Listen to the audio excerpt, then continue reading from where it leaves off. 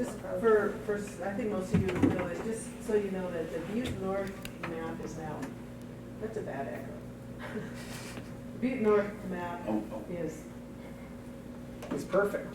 not perfect by a long shot, but it's out on open file for people who've been waiting for it. You guys probably have it. Okay. So I am really delighted that we have Deborah Green here today. She arrived yesterday after GSA, so she's been on the road forever. This is her 85th Johns lecture at 45 different institutes. And look, she's still smiling. Of course, she was this tall when she started. Yes. Yeah.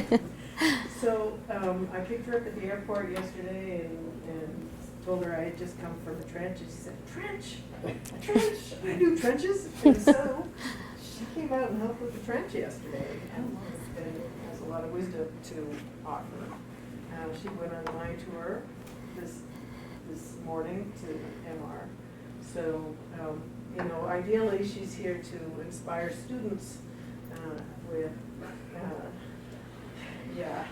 applied This careers and. talk's being taped, right? Yeah, the talk's So being it taped, could be- so, yes. This part's not being taped, is it, Fred? Yes. Yeah, it is, yes. So I should probably, So, Deb Green has been a professional for over 34 years and working mostly in industry, private consulting. I'm assuming it wasn't all consulting, but she is. Consulting and industry, yeah. Consulting and industry. And she has a lot of interesting stuff to say, so I will just let her have it. Thanks. Hi. So how many of you here have heard of the Johns Lectureship? Okay, so one person. Well, I'll tell you a little bit more about it. It's sponsored by both the Association of Environmental and Engineering Geologists and the Environmental and Engineering Geology Division of GSA. And the goal of the lectureship is to promote student awareness of applied geology. And I'm the 31st Johns lecturer. I'm the second woman to serve in the role, and the first woman to do so in 20 years. So I'm hoping that it'll be the start of more and more diverse voices traveling the country and speaking with students about it. So I thought we'd have some students, so there's a few slides here just to give students kind of a sense of what applied geology is, and I talk about how petroleum geology is geology applied to oil and gas exploration, and of course here in Butte everybody knows what economic geology is, geology applied to mining.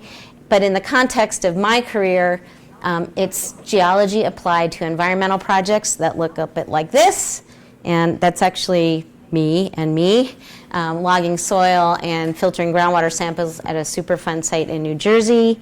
And then I talk about engineering geology projects, and that's to give students a sense of what I'm trying to promote to them. And I have one of my talks is actually a whole talk on various career paths in environmental and engineering geology. But before I get going, I'm going to talk just a couple of minutes about Dick Johns. And I had the privilege of meeting him very briefly once, but I didn't get to know him very well. I was a graduate student and just getting involved with AEG near the end of his life. But since I do have the privilege of giving these talks that bear his name, I did some research on him and I talked with people who were his colleagues and his students. And according to them, he was a scientist and a mentor and of just extraordinary talent. And he's best known for his leadership in academia. He led departments at Caltech, Penn State, and Stanford. And at Stanford, he started a department of applied earth sciences where he had engineers and geologists not only in classes together, but he made them work together on projects in the field because that's what they were going to do in real life. And so he was really forward-thinking for his time. And I also approached my lectureship a little bit differently than many previous Johns lecturers who tended mostly to speak about their work or their research. And certainly I allude to work that I've done in geology that I've studied, and we will in this talk. But I also, as I said, gave talks on career paths in applied geology. And that talk actually was asked for more than twice as often as any of the others. And I also did lectures on two things that I felt were really important that we as scientists and citizens need to pay attention to.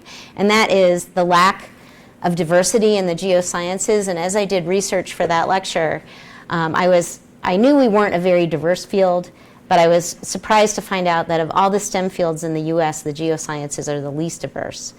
So we have some work to do in that because we know there's science that shows diverse teams do better work. So we'll do better science if we can increase the diversity in our field. And the other thing was communicating science with non-scientists. And in school, we learn to talk to each other, and that's important. But given the blatant lack of regard for science in public policy these days, I think it's important that we all need to step outside our comfort zones and speak with the public and policymakers about the geosciences. So today we're going to talk about a tale of two-way sites, except it's really not. It's just one-way site. But in addition to being a geologist, I'm a writer, and I just couldn't resist the literary reference. So the opening chapters of the two sites, the fictional site that has a happy ending and the non-fictional site that doesn't, the opening chapters are the same, but the middle chapters and the ending chapters are very different. And the reason they're very different is even though the geology was well understood and known, it wasn't regarded with respect to the design and operation of this way site, and that's why it had an unhappy ending. And the reason that it might be applicable, and I was kind of hoping that we'd be talking with students about this, but the reason it's applicable, why should you care about a site in northeastern Kentucky when you're so far away from it and the geology is so different?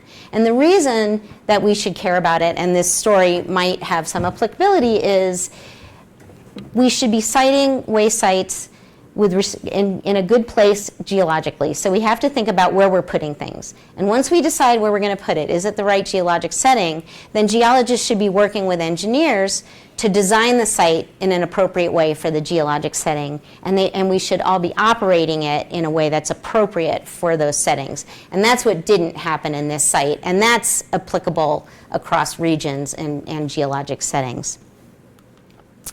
And as I was developing this talk, I just couldn't resist this video, and we're going to have to do a little technical tap dancing here to make this happen so that we don't have this horrible feedback we were playing with. But just to lay the groundwork for this video a little bit, it's called, I live in New Mexico. Everybody's heard of Breaking Bad, right? Which is set in New Mexico. When you tell people you live in New Mexico, they're like, oh, Breaking Bad. But this is called Breaking Bad Canada. It's a 1-minute video. It comprises the entire series of Breaking Bad Canada. And in the context of this talk, it equates to the fictional way site. And I think I have to get in and out of this for a second, so bear with me. And you're going to mute that, right? It's already okay. done, so.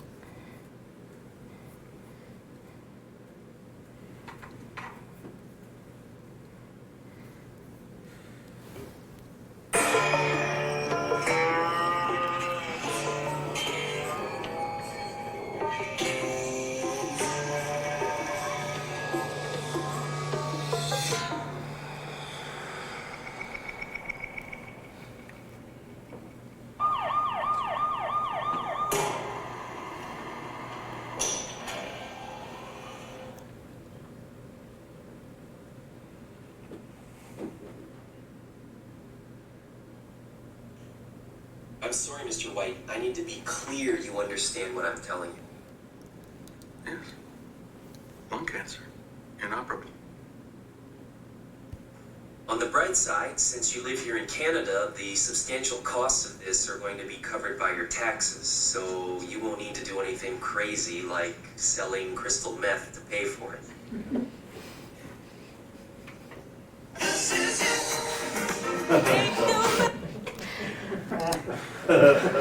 good. And I'm going to remute this so we don't end up with the weird feedback, and we'll get back in. Like I said, I couldn't resist, and it's maybe a not so veiled political comment as well. Yeah, oh, why is that not playing? Let's see. There we are. Okay.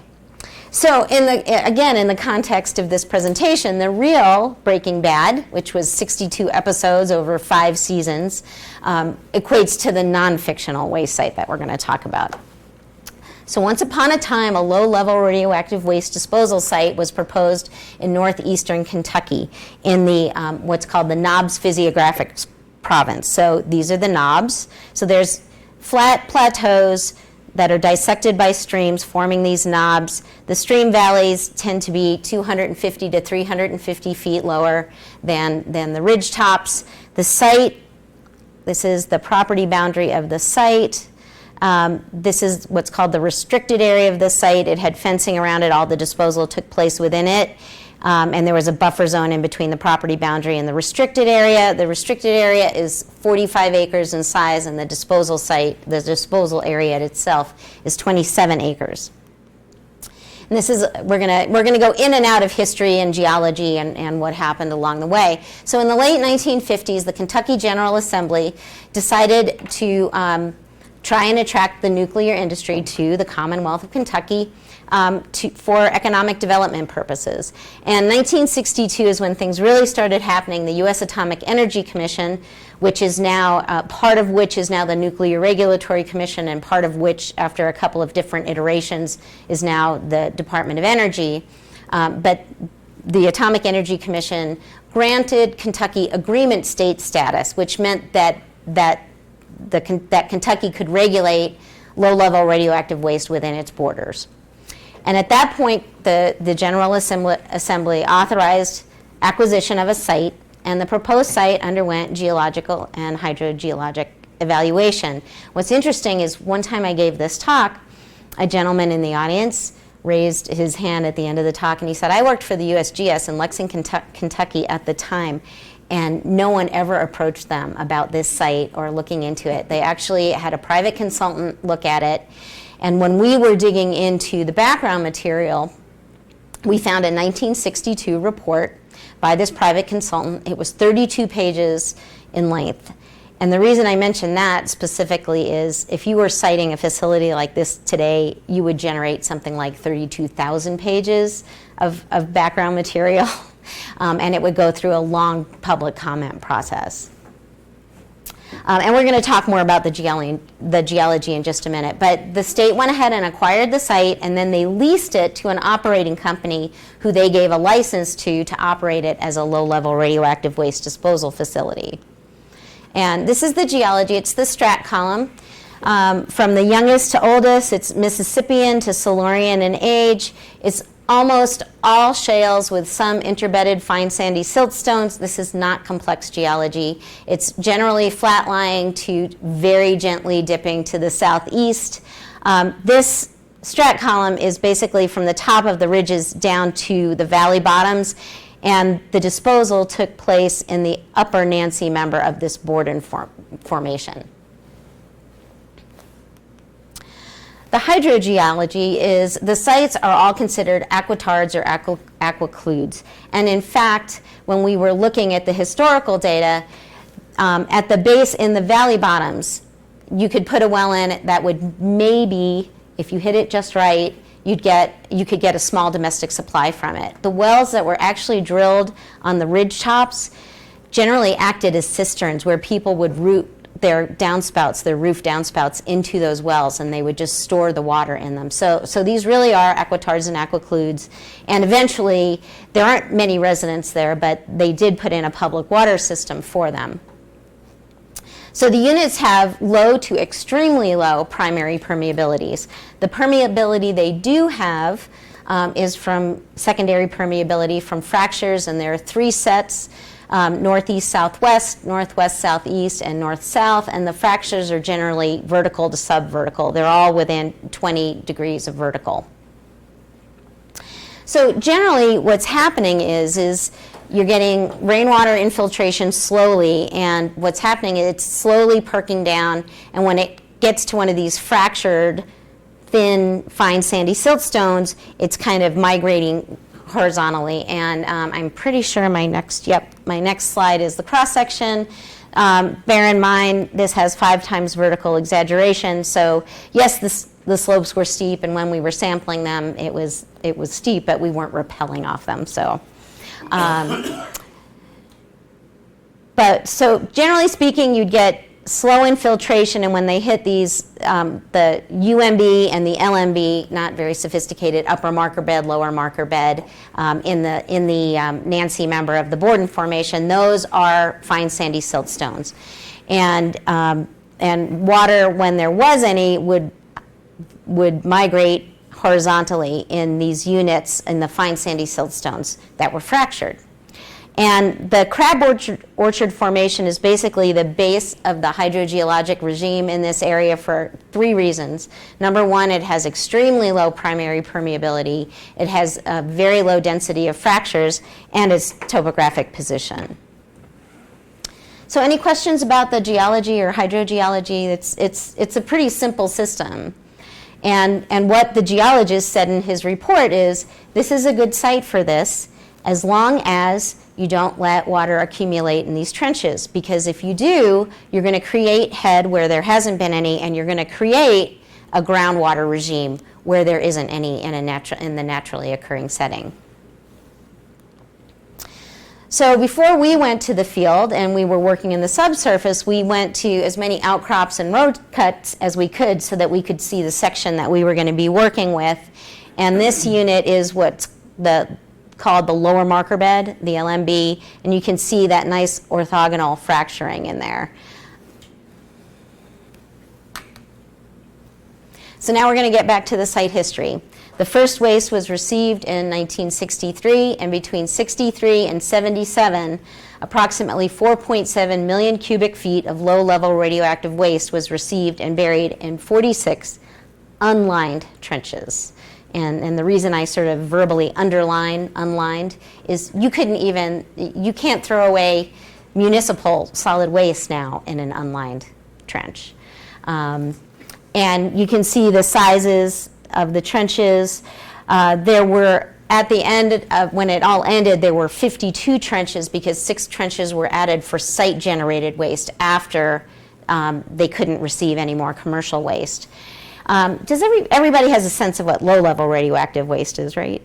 Yeah. So there are types of low-level radioactive waste that have higher radioactivity, and what they would put this type of waste in areas that they called hot wells. And on the site, there's an area which was all hot wells.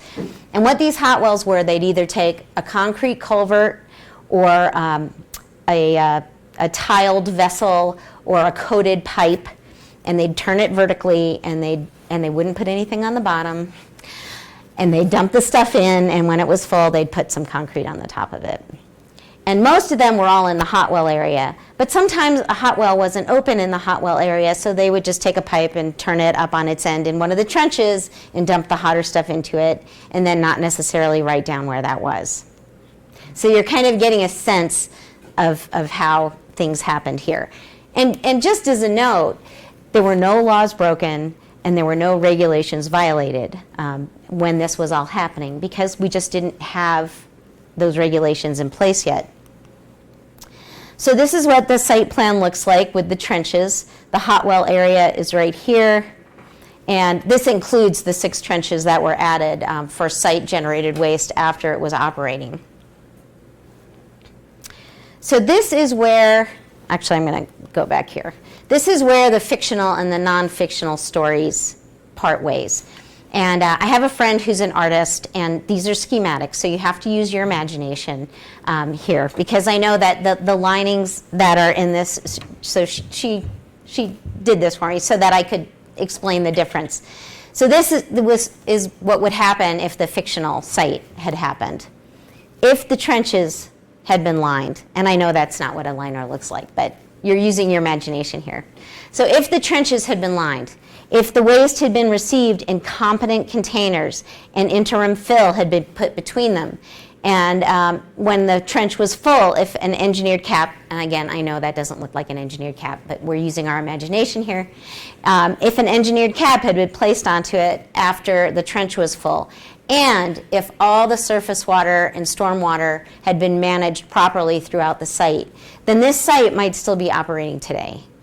it would have had a happy ending. It was not a bad setting and not a bad geologic setting for this type of facility. But instead, this is what happened. The trenches were unlined. Basically, what they would do is they would take a backhoe and they'd dig through the shale until they hit refusal on one of the fine sandy siltstones, and they'd scrape it clean, and then they'd just start dumping waste in. And the waste was received in cardboard boxes, drums, concrete vessels, wooden crates. Sometimes trucks would just back up and dump loose waste into the trenches. They did receive liquid waste. They didn't put liquid waste into a trench, but they would solidify it with a variety of different things. But it was not, there was no effort made to put it in an orderly way or to compact it or to put interim fill around it. And so what happened, and what they did when the trenches were full, they'd put 3 to 10 feet of soil on top of it, but it was not engineered or compacted in any way.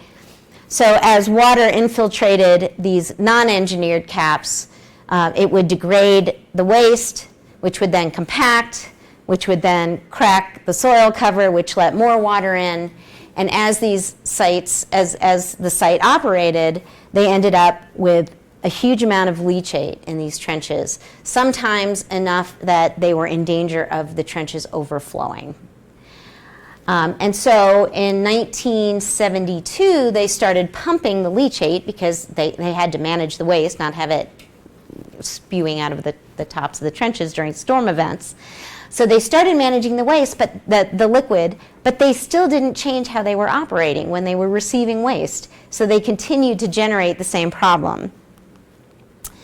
Somewhere along the line, they even started using an evaporator for the leachate. Can you imagine the air permitting that would happen today to evaporate radioactive leachate? But they continued to keep operating in the same way until December of 1977, when the site closed to commercial use because they went to dig a new trench and they found radionuclides in the subsurface. And after that, after they stopped receiving commercial waste, and this is where the Kentucky General Assembly's brilliant plan of generating revenue for the state, where the revenue starts flowing in the other direction. So they had 6 more trenches for disposal of site-generated waste after 1977, and they began to doing some interim mitigation. They started measuring the settlement of the waste in the trenches. They kept surface water from running into the trenches, and they started monitoring things. And so they ended, the big thing they did was they put 27 acres of black plastic on top of the waste, which they had to then replace every couple of years because black plastic degrades pretty badly in the sun. So 2 years later, the license was terminated and all the operational responsibilities were transferred back to Kentucky. That was the extent of the black plastic cover on the site. So in 1986, the US EPA placed the site on the national priorities list under Superfund just 1 year before your local Superfund site made the hit list. And in this case, there were 832 potentially responsible parties. And they included universities, hospitals, the DOE, the DOD, and especially nuclear power plants. Of those 832 PRPs, most of them were de minimis parties.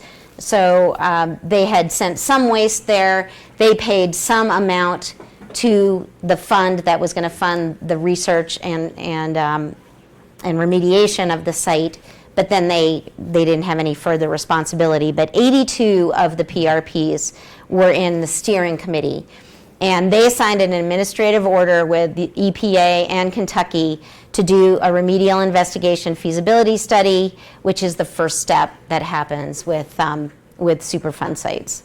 And that's when I got involved with the site. So over a period of 8 months, myself and 18 guys lived in the Moorhead, Kentucky Holiday Inn, and collected over 700 samples of surface water, stream sediment, soil water, and groundwater, and trench leachate. I always have to show this. That was the deepest hand auger hole at 18 feet. The guys were very proud of themselves. And this is how we were outfitted when we were sampling the trench leachate. And it was a team of geologists, geophysicists, environmental engineers, industrial hygienists, health physicists, nuclear engineers, and drillers and technicians. So it was a pretty huge effort. And this just gives you an example of what we were doing. So what we were doing, given our understanding of the hydrogeology, we thought the issues were going to come where the perched groundwater that was being generated by the head in the trenches was going to daylight. We wanted to see where they would daylight. And so there were relatively fractured zones in these areas that we selected, and we thought that the horizontal flow where we'd get the contaminant transport would be at the rock-soil interface on those slopes. And so these are all the transects that we sampled in the first round of hand augering around the site. And then we did a second round that was more focused based on the results of the first round. And a lot of the samples, the contaminant of greatest concern and that we could actually do a field screening for was tritium, which is heavy hydrogen. It moves with the groundwater. It's not retarded in any way because it moves as part of the molecular structure of water. And in fact, people do use it as a tracer. So that was our contaminant of greatest concern, but there were a huge number. This was actually the first site that was a mixed waste, low-level radioactive hazardous waste site that was studied under Superfund. And so our samples could be analyzed for up to 135 analytes, depending upon which sample they were. In addition to the hand auger holes, we did do some drilling up here on the ridge, and this was early on in environmental sampling. The EPA did not want us using mud because they were concerned with could we get it flushed out when we purged the wells, number one. Number two, they didn't want us adding any water to the system because adding water to the system was a lot of the problem to begin with. So we used air rotary drilling. And I'm sure everybody's seen an air rotary rig and knows what a mess the cuttings are. But you can't have that happening when you're blowing low-level, when you're blowing radioactive cuttings out of the hole. So what we had to do was we had to contain the wellhead, and the cuttings were routed through like 5 different drums to settle them out, and the last of those was a HEPA filter. So the logistics of all the sampling at this site was much more complex. So getting a hole in the ground took that much longer because you had to constantly be changing the drums for the cuttings out and things like that. Did you describe the lithology as you were drilling, or that was just impossible to do? No, they did. Yeah. Yeah, they took samples, and that was, so tripping in and out to take samples was more difficult because you had to contain everything when you weren't tripping in and out. So, yeah. So this is, so you can see that lower marker bed was really important. That's because, especially on the west side of the site, the 2 marker beds either pinched out or were much thinner on the east side of the site. But on the west side of the site, the lower marker bed was about 1.5 to 2 feet thick. And so that's where they'd hit refusal, and they just floored the trenches on it. And these are tritium contours. And so those hand auger samples, of which we were collecting soil and soil water from those samples, and the way we got the soil water is we would actually microwave some of the saturated soil samples, and they'd get the condensate and test the water for tritium. And so you can see the contaminants were leaving the base of the trenches, flowing laterally, and daylighting on the sides of the slopes. These two are a whole nother talk, and hopefully one that would never have to be given again. In a previous study, when they drilled these wells, they filled the annular space with gravel And so this was remnant contamination from the upper zones. And so hopefully that story would never have to be told again. So the next thing that happened was risk assessment for the site. And what's at the time, the no action alternative. So if we don't do anything, what's the risk? And in this case, the no action alternative actually had 6 things that had to be done because it's a low-level radioactive waste disposal site. So that included that it would always be under institutional control. So it was never going to be, this site was never going to get turned over to be developed in any other way. The leachate would all be pumped out of the trenches. All the buildings would be demolished and decontaminated, and the site, and no more surface water was going to be allowed to flow into the trenches, and all the trench sumps were going to be sealed. So that was the no action alternative. There were 35 indicator contaminants that were selected, and we proposed 4 exposure pathways through ingestion and inhalation that we thought were very protective based on what we had done at the site, and the EPA actually asked us to do one more.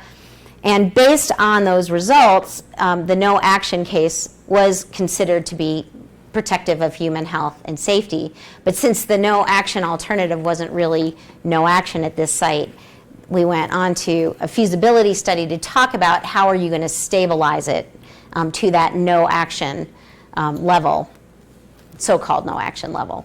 So 18 remedial alternatives were initially considered, including horizontal barriers, active compaction, passive stabilization, and grouting. And various combinations of those technologies were considered, so to make up the 18.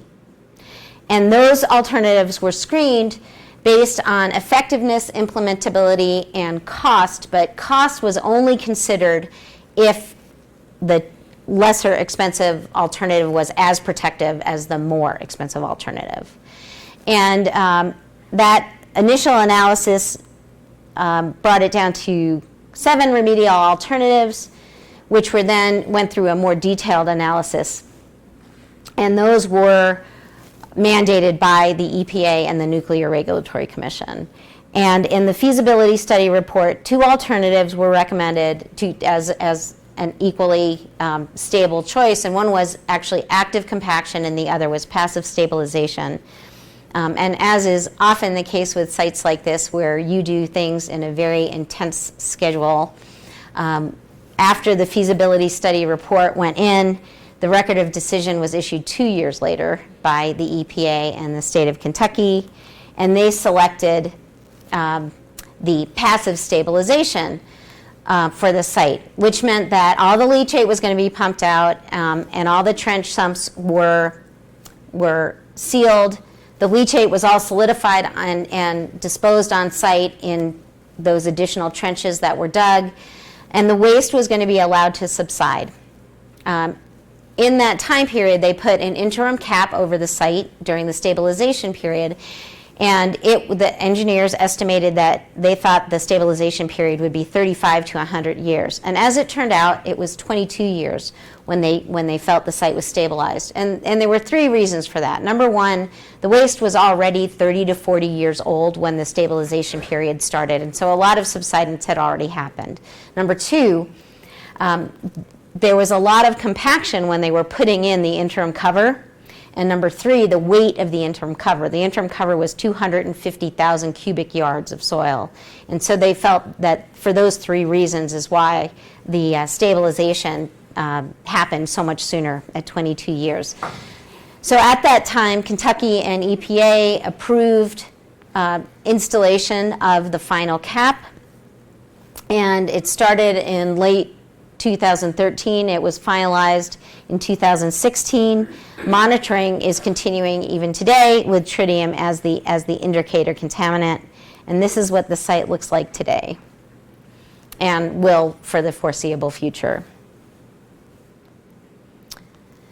So what's the moral of this tale? Never ignore the geology or the geologist who explains it to you.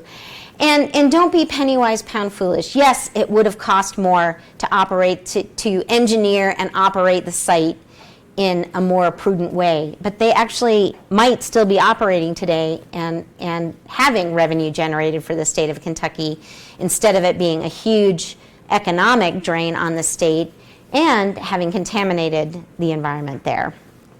So thank you. Any questions?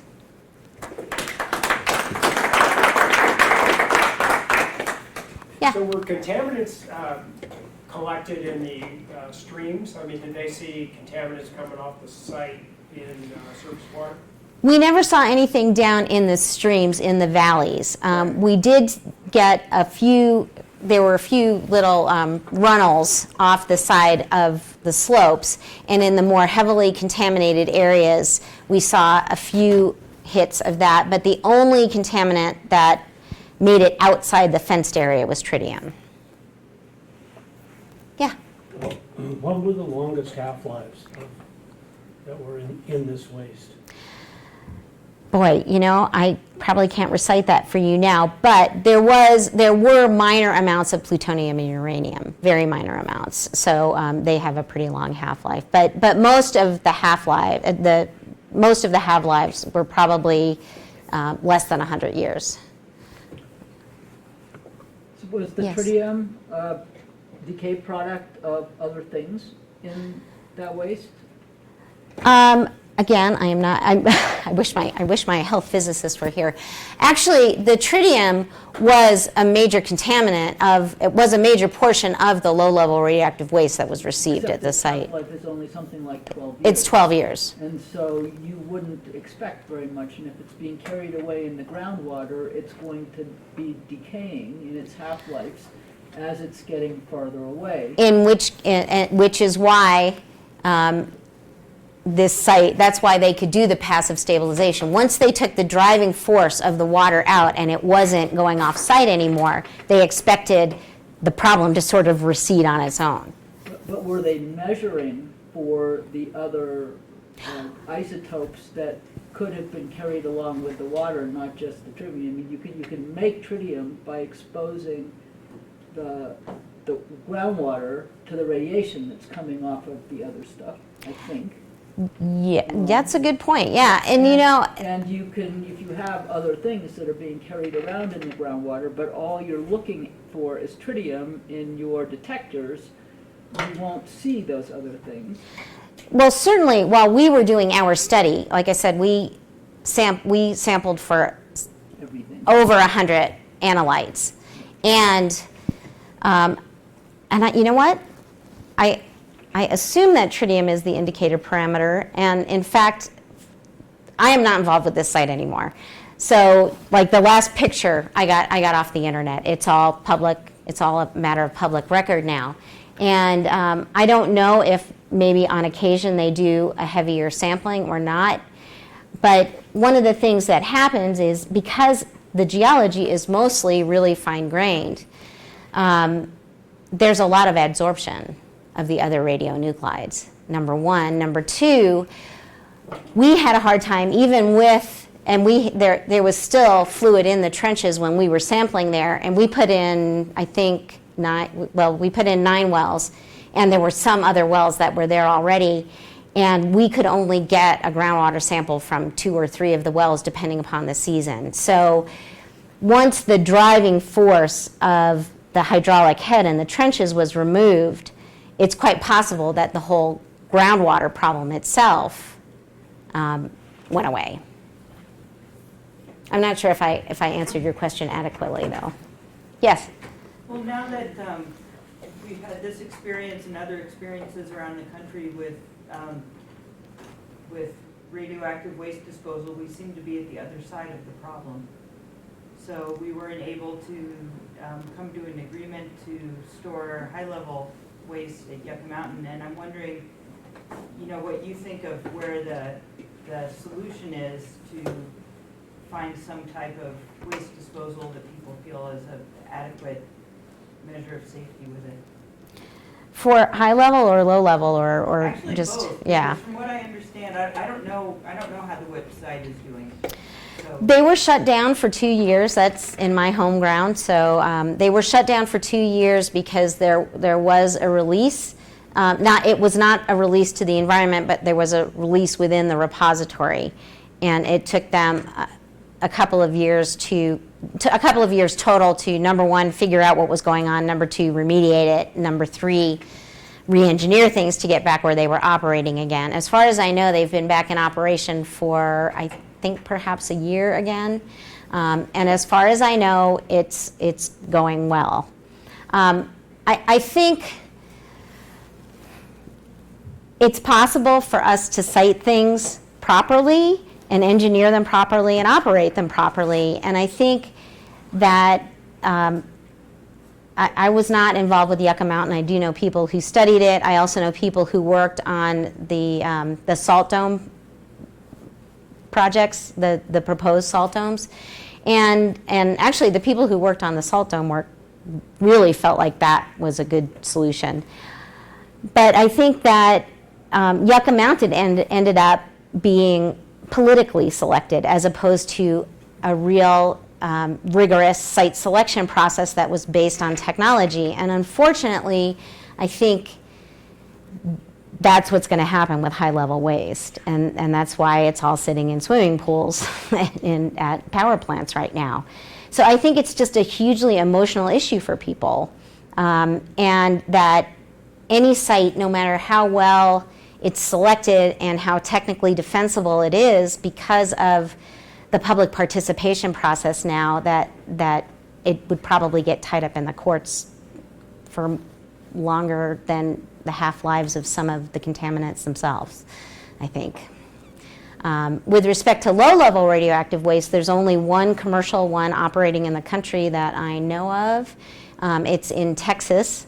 And it started, I actually did work on, I don't know if you guys, there was a period where states were forming compacts to site low-level radioactive waste sites in regions. And then the idea was they would operate for a certain period of time, it would move to another state within that compact, and they would operate it, and all the low-level radioactive waste from those areas would go to those selected sites. I worked on 2 of those site selection processes, one in North Carolina, which was going to take care of a kind of a southeast, it was called the Southeastern Compact, and one in southern Illinois. And none of those sites, well, the only site that was ever open for that was the Texas one, which ended up being, very oddly, a compact between Texas and Vermont. I totally don't get the politics of that, but apparently, so Texas and Vermont can send their waste to that site forever. Other people do send their waste to that site, but pay a premium, from what I understand. Yes? There's, I think, a site being proposed, I think that's what it is, in northeastern Montana, that would actually probably get most of its waste from North Dakota, a waste that's associated with oil discovery and production in that part of the world. I know people in this room may know a lot more about that than me. Do you know anything about that? No, I don't. It's for oil field waste, backflow from the fracking operation. Yeah. Comes with natural radioactivity. Yeah. So is it almost going to be a monofill in that it's only going to take that type of waste? Yeah, I believe so. And those tend to be a little bit easier to permit because the waste is a real known quantity, and nothing unusual or different is going to come in that they can't anticipate. And I don't know that from the point of view of low-level radioactive waste, but I do know from industrial waste, I know that it's generally a little easier to permit a monofill. So how are they doing the site selection for that work? You know, I don't know. Every now and then it'll pop up in the paper. There's some controversy about it. Part of the controversy is our Montana taking in North Dakota's waste, okay? And a difference in state regs. State regulations. Oh, is that, okay, so that's why. That's about all I know about it. Do you know what kind of tritium concentrations you guys were looking at? Well, yeah. I can't recite it offhand anymore. Well, there would have been a time I could have, but the highest levels were, let's see, 100,000 picocuries per liter. So that's, that's a lot of half-lives. I mean, half-lives, even a somewhat lengthy half-life, or a short half-life, you still get very high concentrations after very many years, so half-life isn't a complete solution, I think. Yeah, yeah. So it just amazes me that they bottomed their trench in the LMB. And Right. They did that purely because of the reach of their equipment or the ability to dig through it. They hit refusal. Yep. Yeah, they're deeper on this side because the two siltstone units pinched out or were much thinner where they could break through them with the backhoe bucket on the east side, but they were thicker. The LMB was too thick on the west side, and they just bottomed the trenches right on it. I'm looking at the scale there. Still, you're only talking about. Oh, this one is 25 actually, feet deep yeah, there. this one is actually, The scale on the side. yeah, they were, 25 feet. yeah, 15 to 25 feet deep. Sure. You'd think they'd say this is there's a chance of leaking through this. Given that they saw the orthogonal fractures sitting on the bottom of you'd think that, wouldn't you? Yeah. Yeah. I know, it's kind of, given what we know today, it's astounding that this even happened. So do you have any idea what those 82 companies, how did they end up settling, or did they? They paid a huge amount of money. Oh yeah, they paid a huge amount of money, and they were actually our client. So when we had technical committee meetings, not all of the 82 PRPs had a representative on the technical committee, but they were all part of the steering committee for the RIFS. And they hired a consultant from actually the nuclear business who was their point person, which was kind of a shock to us who were used to working on Superfund sites but not low-level radioactive waste ones. And so we wrote what we thought was a very detailed field sampling plan, and we got to the field and we set up the field trailer, and we were about ready to get going, and this representative of theirs who comes from the nuclear power industry said, "Where are all your procedures?" And we said, "Well, here's the field sampling plan." And he was like, "No, you have to have a procedure for everything." So we ended up kind of sending the field guys home, and for 2 weeks, the first procedure we wrote was the procedure for writing procedures, and the second procedure we wrote was the procedure for amending procedures, and then we started writing the procedures. And there were a lot of shocking things for those of us who thought we knew about how picky sampling could be, but no. But still, the site is stabilized Yes. and it looks beautiful, and here in Butte, we're not stabilized.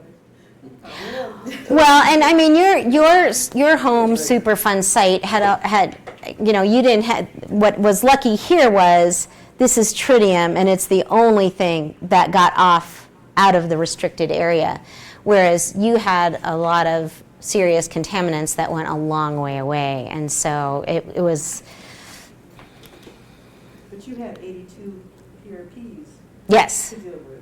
I mean, not just Oh yeah, the technical committee meetings were a circus. They really were. You'd have just a huge conference table. I think there were maybe representatives from 20 companies on the technical steering committee. So reaching consensus on things was challenging. Anybody else? Thank you. Thank you.